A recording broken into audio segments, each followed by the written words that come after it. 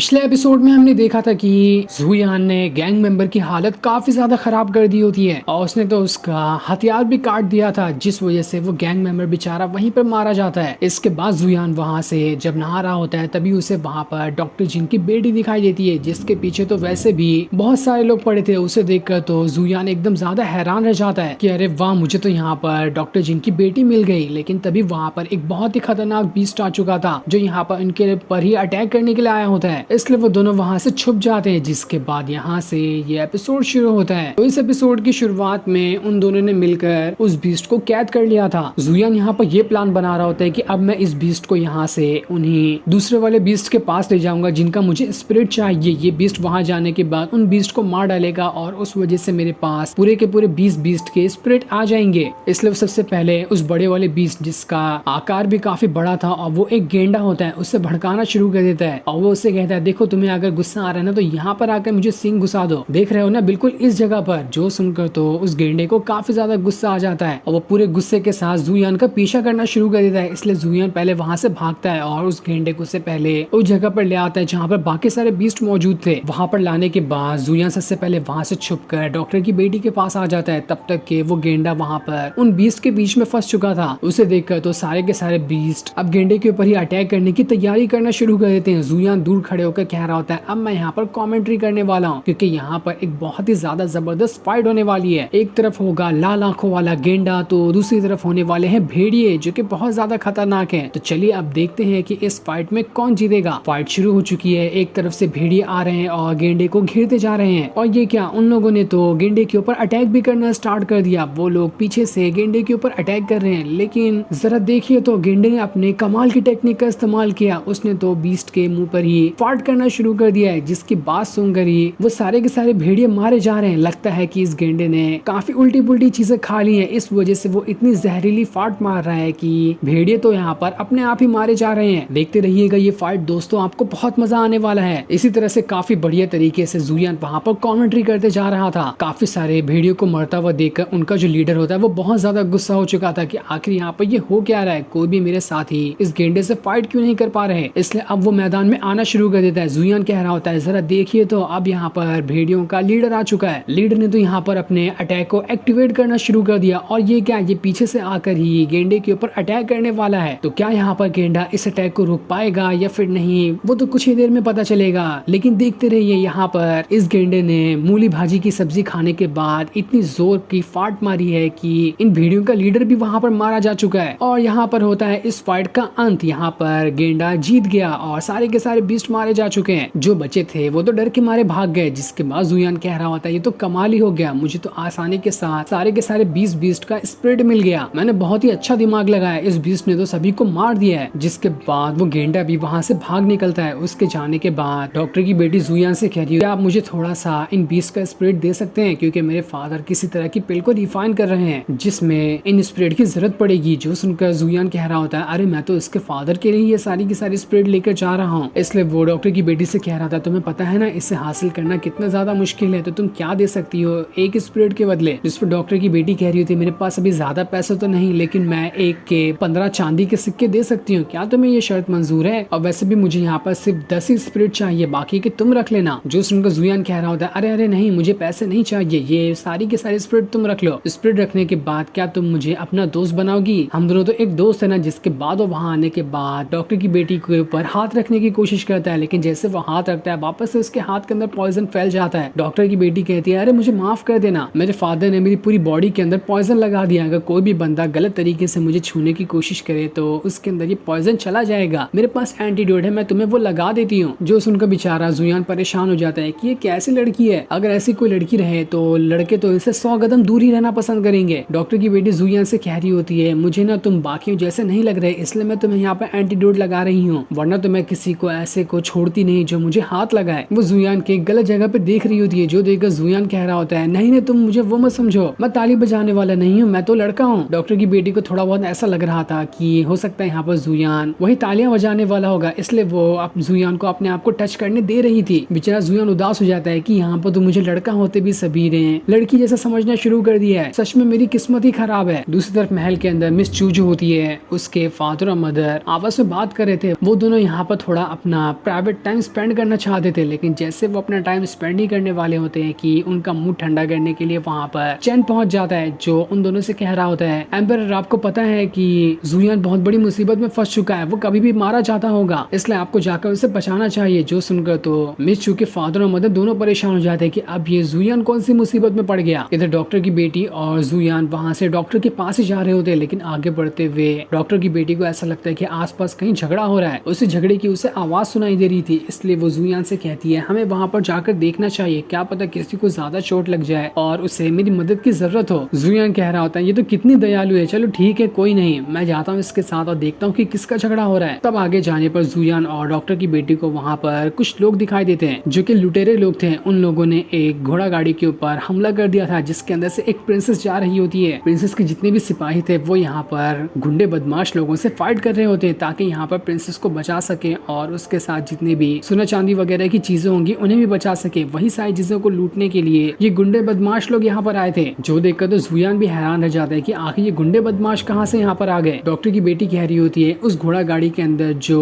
Princess बैठी है ना, ऐसा कहा जाता है कि वो बहुत ही ज्यादा सुंदर है, लोग उसकी सुंदरता के दीवाने हैं। जुयान का कुछ खास मूड तो नहीं था वहाँ पर जाकर कुछ करने का, लेकिन जैसे उसने प्रिंसेस के बारे में सुना कि वो इतनी ज्यादा सुंदर है तो अपना मन बना लेता है कि अब तो मैं यहाँ पर प्रिंसेस को देख कर ही रहूंगा। इसलिए वो भागते हुए बीच में आकर कूद जाता है और सभी से कह रहा होता है जरा मेरे पर भी ध्यान दो, मैं यहाँ पर एक कल्टीवेटर हूँ, मेरे पास बहुत ज्यादा पावर है, तो बताओ कि मैं किसके साइड जाऊँ, मैं दोनों में से किसी एक का ही सपोर्ट करूंगा। प्रिंसेस के सिपाही लोग जो होते हैं वो जुयान से कह रहे होते हैं अगर तुम यहाँ पर बहुत ज्यादा पावरफुल कल्टीवेटर हो तो तुम हमारा साथ दो, अगर तुमने हमारा साथ देते हुए इन गुंडे बदमाशों को यहाँ से भगा दिया तो हम इसके बदले तुम्हें अच्छे अच्छे रिवॉर्ड देंगे, तुम्हें सोना चांदी से माला माल कर देंगे। लेकिन जुयान कह रहा होता है मुझे ना यहाँ पर सोने चांदी नहीं चाहिए, मैं एक छोटी सी शर्त पे तुम्हारी मदद करने के लिए तैयार रहूंगा। अगर मैंने यहाँ पर इन गुंडे बदमाशों को भगा दिया तो उसके बदले तुम समझ रहे हो ना कि तुम्हारी जो प्रिंसेस है मुझे से थोड़ी बातें करनी है और थोड़ा जाम वगैरह लगाना है, अगर तुम मुझे ये करने की परमिशन देते हो तो मैं तुम्हारा साथ देने के लिए तैयार हूँ। जो सुनकर तो सारे सिपाही एकदम ज्यादा गुस्सा हो जाते कि यहाँ पर तू हमारी मदद करने के लिए आया कि हमारी प्रिंसेस के ऊपर लाइन मारने आया, हमें नहीं चाहिए तेरी मदद। जो सुनकर जुयान कह रहा होता है अच्छा ऐसी बात है तो ठीक है, मैं यहाँ पर इन गुंडे बदमाशों के साथ हो जाता हूँ, ये लोग तो वैसे भी प्रिंसेस को पकड़ने आए, उसके बाद तो मैं प्रिंसेस के साथ आराम से टाइम स्पेंड कर ही लूंगा। जिसपे गुंडों का लीडर कह रहा होता है ऐसी बात है तो ठीक है, हम तुम्हें अपनी टीम में शामिल करते हैं, जाओ और सारे के सारे प्रिंसेस के सिपाहियों को सबक सिखाओ। इसलिए जुयान वहाँ पर पूरी ताकत के साथ अपनी पावर को एक्टिवेट करता है और उन सिपाहियों की तरफ बढ़ना शुरू कर देता है। जैसे उसने एक सिपाही के ऊपर अटैक किया था, उस बेचारे का अटैक सिपाही को तो नहीं लगता, उल्टा सिपाही उसे एक ही लात मारकर उड़ाते हुए वहाँ से दूर फेंक देता है। जो देखकर गुंडों का लीडर कह रहा होता ये कौन सा गधा हमारी टीम में शामिल हो गया। वो अपने साथियों से कहता है जाओ प्रिंसेस के पास सिपाही को तो मारना ही, उसी के साथ साथ इस गधे को भी मत छोड़ना, इसने हमारा यहाँ पर टाइम पास किया। ये नल्ला आदमी खुद को इतना ज्यादा पावरफुल बता रहा था। जिसके बाद देखते ही देखते वापस से गुंडों और प्रिंसेस के सिपाहियों के बीच में फाइट शुरू हो जाती है। ये फाइट काफी ज्यादा जबरदस्त चल रही थी। जुयान जैसे सिपाहियों को मारने जाता वो तो वहां पर खड़ा तक नहीं हो पा रहा होता है और सारे सिपाही उसे उठा उठा कर फेंके जा रहे थे। वो तो बिल्कुल कमजोर दिखाई दे रहा था, लेकिन तब भी आखिरकार वो सारे जो गुंडे बदमाश लोग होते हैं उन लोगों ने सिपाहियों पे